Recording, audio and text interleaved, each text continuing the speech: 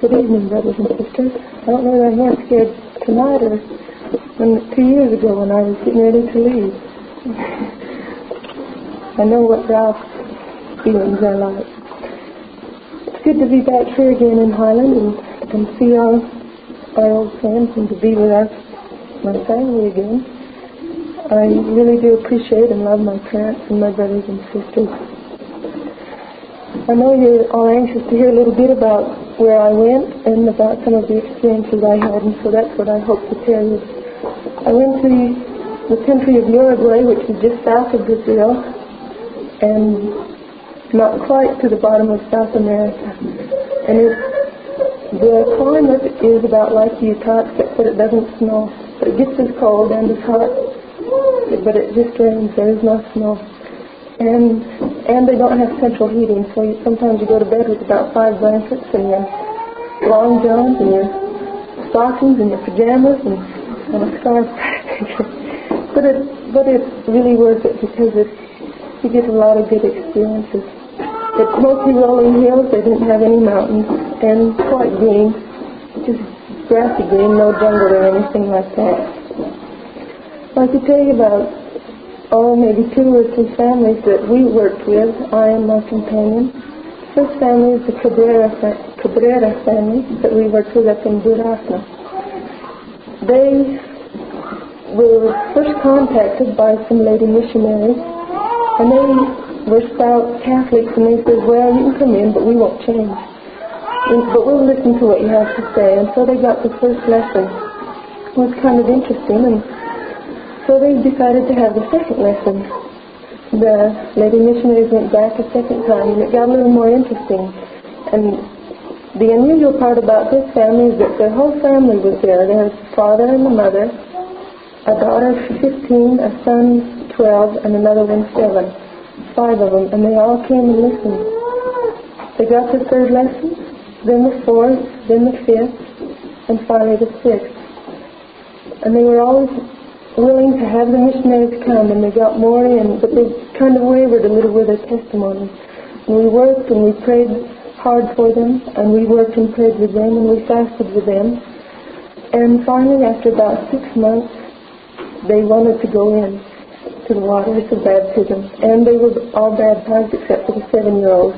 And about 8 months later, the father was able to baptize his son, the 7-year-old, which was really happy when I found that out. I'd moved away from that city when they had baptized their little boy. And they came down to visit me once in another town, and I could see the progress that they had made. The father was in the superintendency of the Sunday school, the mother was in the Relief Society. It really makes one feel happy to see how the people can grow in the gospel. Another one is Mario Guartete. He was from a family of 9 children. 8 were members, and the mother was a member. He was 21 when we met him, and we met him by accident because we were going to have a group meeting in their house, and he happened to be there because on a vacation. He's a policeman and works in a different city, and he came home for a 15-day stay.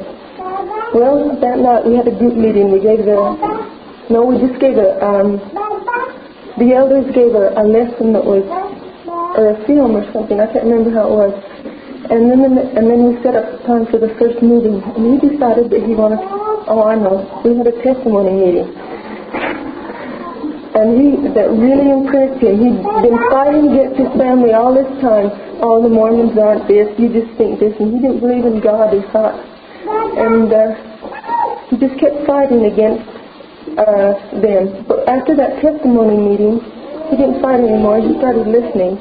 And he came to the first meeting. And when we saw how interested he was, we had to speed it up a little because he only had 15 days. About every 2 days we had a lesson. And after the day before he was to go home, back to the other city to work as a policeman, he was baptized. That was really a thrill to us to see him baptized and to his family. Even though their father wasn't a member, that made him the 10th one baptized. And then there's Sister Ali Gureki.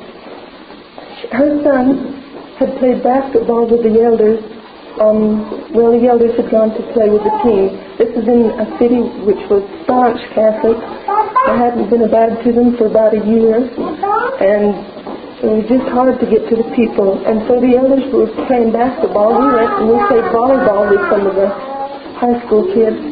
And we started to get into working with the people this way.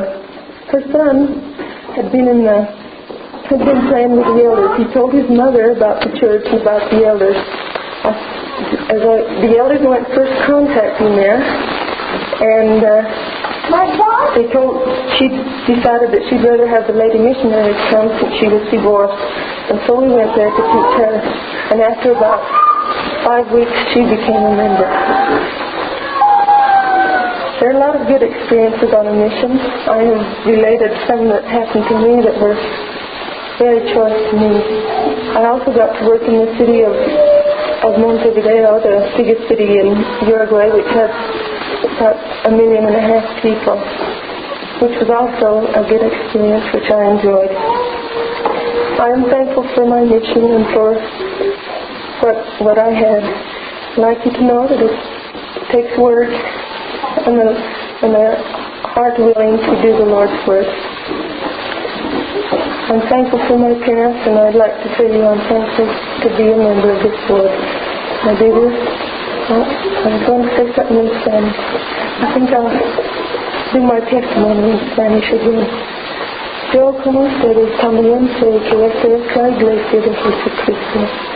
Y quiero lo mejor siempre para ustedes y para todos. Y esto lo digo en el nombre de Jesucristo. Amén.